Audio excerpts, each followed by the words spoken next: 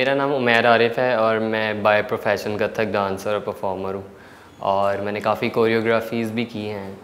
इसके अलावा फैमिली में हम सिर्फ 2 भाई हैं और मुझे डांस का शौक़ बचपन से था, तो इसका मैंने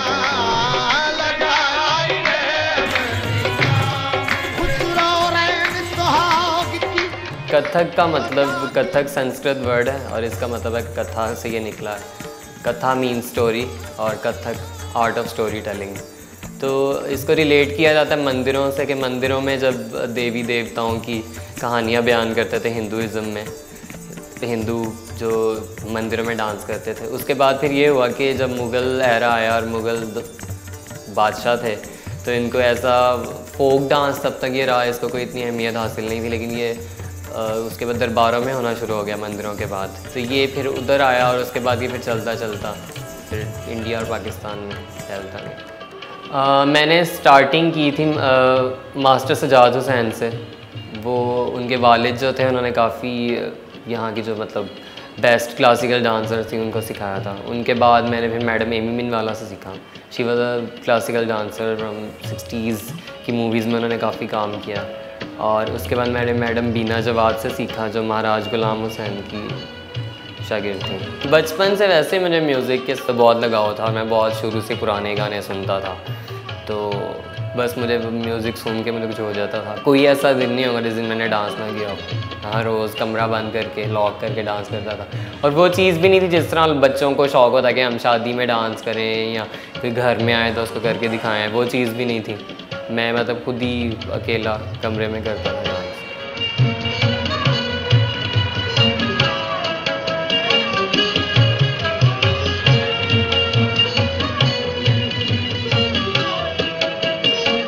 पेरेंट्स का ये था कि पेरेंट्स को काफ़ी एतराज़ था और वो कहते थे कि मतलब तुम पढ़ रहे हो, ये तो पढ़े लिखे लोग इस प्रोफेशन में नहीं आते।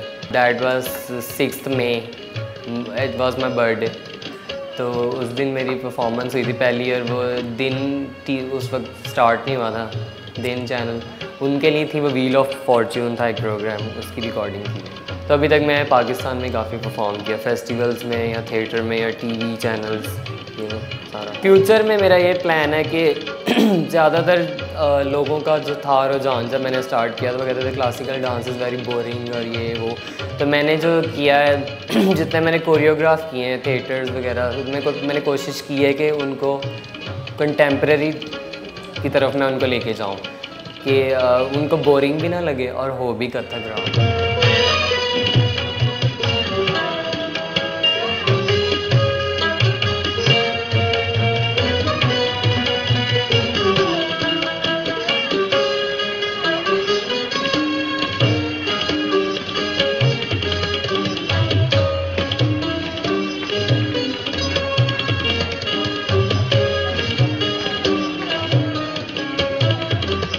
कथक में एक तो ज़रूरी होता है आपका कॉस्ट्यूम, वो होना चाहिए मतलब थीम के लिहाज से।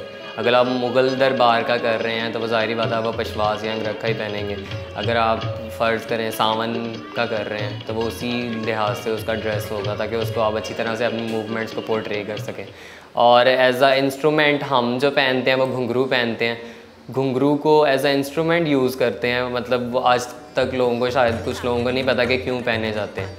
जिस तरह बाकी हमारे साथ सारे इंस्ट्रूमेंट्स होते हैं, तबला, हारमोनियम, सितार, सरोद, बांसुरी, तो उसी तरह ये भी एक इंस्ट्रूमेंट के तौर पे काम करता है। ये आपस में एक जुगलबंदी या सवाल जवाब समझ लें। सबसे पहला मसला तो ये होता है कि आपको सिंक्रोनाइज़ करना होता है अपने फीट को, अपने हैंड्स को कि जो पैर कह रहे हैं वही हाथ भी साथ करें।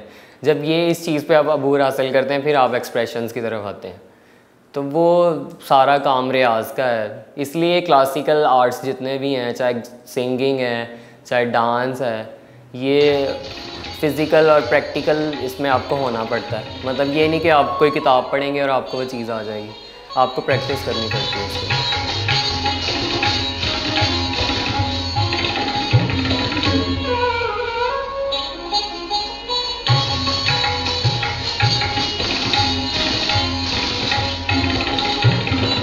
और भी मतलब फोक जो उनसे डांसेस हैं हमारे यहाँ, ईस्टर्न जितने भी डांसेस हैं वो, क्योंकि बेसिक तो कथक है ना, अगर आप कथक सीख लेते हैं तो आप का एक वो बन जाता है, आपको बीट का पता चल जाता है, आपको मूवमेंट्स का पता लग जाता है। तो वो मैं काफ़ी मतलब फोक डांसेस में मुझे काफ़ी इंटरेस्ट है, मैं करता भी और बच्चों को भी मतलब मैं करवाता हूँ इन्वॉल्व। डांडिया हो गया, भंगड़ा हो गया, इस तरह की चीज़ें।